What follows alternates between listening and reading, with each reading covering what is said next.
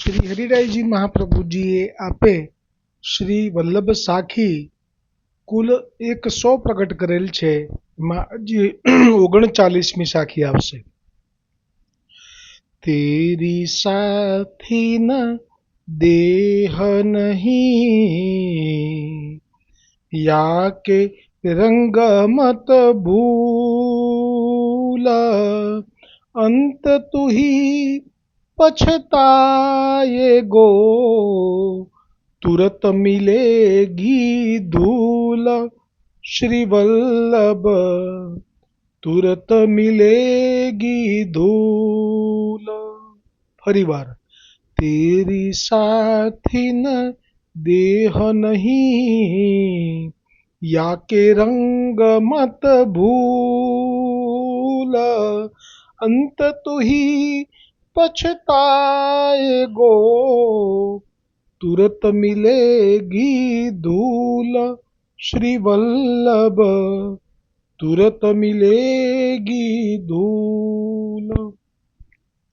શ્રી મહાપ્રભુજી વલ્લભાચાર્યજી આપ બ્રહ્મ સંબંધ આપી અને જીવને કૃતાર્થ કરી ચૂક્યા છે.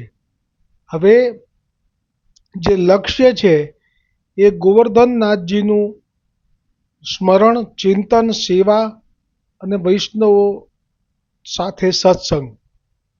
પણ જો કોઈ વૈષ્ણવ પોતાના દેહને ખુશ કરવા માટે મનથી ગુલામ થઈને જો એ દેહ માટે થઈને જ જીવવાનું રાખે તો એને આ સાખી દ્વારા હરિરાયજી કહે છે કે યા કે તેરી સાથી ને દેહ નહીં, એટલે કે તું હવે આ બધું ભૂલ્યો બ્રહ્મ સંબંધ થયા પછી કે તને કેટલા બધા પાપોના પ્રમેય બળ આપે, પ્રમેય બળથી તારા પાપોનો પ્રારબ્ધનો નાશ કરી નાખ્યો છે વલ્લભે. પણ હજી તું પાછો જે તને આજ્ઞા છે વલ્લભની સેવા કે સત્સંગ, સેવાયાંબા કથાયાંબા, એ ભૂલીને પાછો તું તારા દેહને જ મહત્વ આપવા લાગ્યો છે.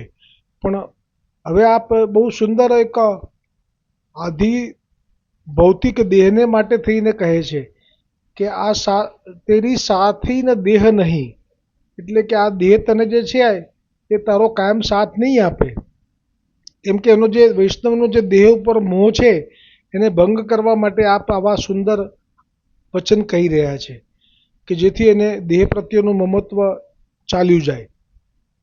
તેરી સાથી ને દેહ નહીં, યા કે રંગ મત ભૂલ, એટલે આ યા કે રંગ એટલે દેહના રંગ, એટલે દેહનો સ્વભાવ, દેહનું ઘડીએ ઘડીએ બદલવું. રંગ શબ્દ એટલે જ વાપર્યો, ઘડીએ ઘડીએ બદલાય છે. તો કહે છે કે તું ભૂલ નહીં. કેમ કે તારે તો હજારો વર્ષોનો જે અંતરાય છે એમાં તે કેટલી બધી વખત આ દેહનો અનુભવ કર્યો છે કે પહેલાં તો એ બાળક હોય છે, પછી એ યુવાન થાય છે, પછી એ પ્રૌઢ અવસ્થા આવે છે અને પછી તો એ વૃદ્ધ થઈ જાય છે. તો જે અત્યારે તું તારા દેહને જેવો છે એવો રહેશે એવું માનીને જે ચાલી રહ્યો છે તો એવું ન કરીશ. યા કે રંગ મત ભૂલ, એનો સ્વભાવ ના ભૂલી જા, એ ધીરે ધીરે શિથિલ થઈ રહ્યો છે. અંત તુહી પછતાએગો, અને પછી તને થશે કે અરે રે આ ભૂતલ ઉપર તો મારે બ્રહ્મ સંબંધ થયા પછી તો મારે જે લાભ બીજા બધા વૈષ્ણવોએ લીધો, મહાપ્રભુજી વલ્લભાચાર્યજીનું સ્મરણ, શ્રી ગુસાઈજીનું સ્મરણ, 84,252 વૈષ્ણવનું સ્મરણ, વાર્તા પ્રસંગનો આનંદ, આ બધું તો મેં લીધું નહીં.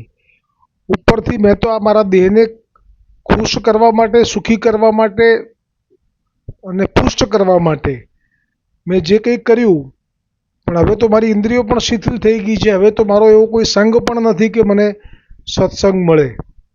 અને હવે તો બસ આ ઘરના લોકો પણ રાહ જુએ છે કે હડો હડો સૌવે કહેશે ક્યારે આવું સાલ ટળશે, ડેલીએ તો ખાટલો ઢળશે રે, ચેતી તું જાને. એટલે તો ઘરના બધા ઈચ્છે છે હવે તો કે ક્યારે જાય ખોખું અને ઘર થાય ચોખ્ખું. તો એ સ્થિતિ આવે એ પહેલાં તો ચેતી જા, એવો ભાવ છે આમાં. કેમ કે આ જે દેહ છે એ કાયમી સાથી નથી અને આના લક્ષણ છે દેહના કે એ બદલાય જ છે અને ધૂળ એટલે રાખમાં મળી જશે, કારણ કે રાખ છે એ છેવટે ધૂળમાં જ મળી જાય છે. એટલે કહ્યું કે ધૂલ તુરત મિલેગી ધૂલ. અને આ રીતે તારું શરીર જો તને સાથ નહીં આપે અને પછી તારે જે ખરેખર આ લાભ લેવાનો છે તું નહીં લે તો પછી તને ફિર પછતાએ ક્યાં જબ ચીડિયા ચુભ ગઈ ખેત. એટલે આપ એક એવો ભાવ સાથે આ સાખીમાં કહી રહ્યા છે કે ભાઈ હજી તારી પાસે સમય છે, તું ચેતી અને સેવા યામવા કથા યામવા, એટલે ક્યાં તો સેવા પધરાવી દે અને ક્યાં તો તું મહાપ્રભુજી ગુસાઈજીના ચરણોમાં પ્રીતિ વધે એવો સત્સંગ તું પ્રાપ્ત કરી લે. પછી તને કોઈ દુઃખ નહીં હોય, પછી તો તારે આઠે પોર આનંદ હશે, પછી તો તને મૃત્યુનો પણ ભય નહીં હોય. અને આ રીતે જો કોઈ કારણથી પૃષ્ઠ સેવા ન બિરાજતી હોય તો અષ્ટાક્ષર પણ તું કરી શકીશ. અરે શ્રી વલ્લભનું સ્મરણ કરીશ, માત્ર નિવેદન મંત્રનું સ્મરણ કરીશ. અરે તું ખાલી શ્રી યમુનાજીનું સ્મરણ કરીશ. અરે ગિરિરાજજીના દર્શન તું એકવાર કરી લઈશ અને એમનું સ્મરણ કરીશ, પછી તારે ક્યાંય પછતાવાની જરૂર નહીં પડે. અને એટલા માટે જ